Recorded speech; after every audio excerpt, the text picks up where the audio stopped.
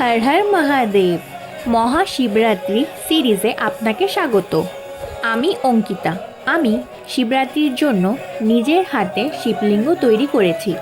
যারা আমার আগের ভিডিওগুলো দেখোনি তারা দেখে আসতে পারো।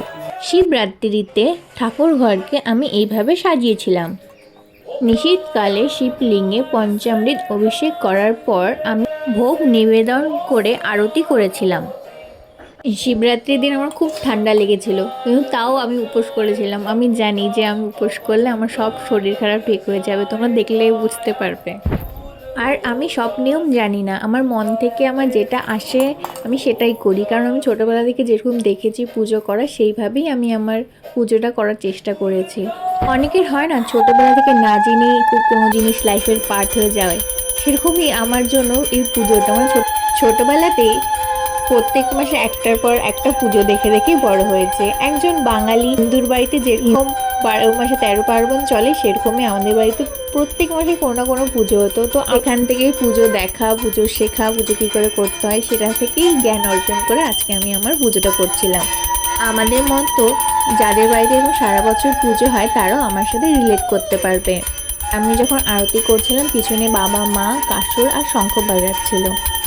আমি প্রদীপ, ধূপকাঠি, ধূপ, ধুনো, তারপর পঞ্চপ্রদীপ দিয়ে আরতি করে তাপ ভগবানকেও দিলাম, আমিও নিয়ে নিলাম।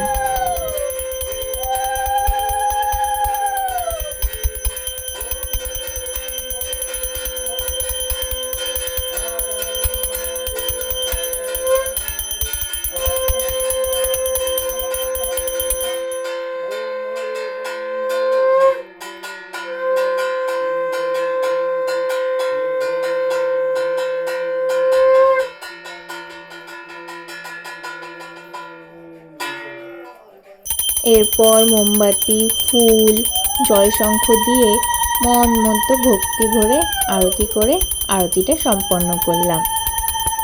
আরতি হয়ে যাওয়ার পর আমি শিবের অষ্টোত্তর শতনাম পড়েছিলাম। শিবের অষ্টোত্তর শতনামের কোনো বই আমার কাছে ছিল না, তাই জন্য আমি ফোন থেকেই পড়ছিলাম। তারপর ধ্যান উপাসনা জপ করে আমার নিশীথকালের পুজো আমি সম্পন্ন করেছিলাম। এরপর তৃতীয় প্রহরের পুজো আসবে, ততক্ষণের জন্য হর হর মহাদেব, হরি ওম তৎসৎ।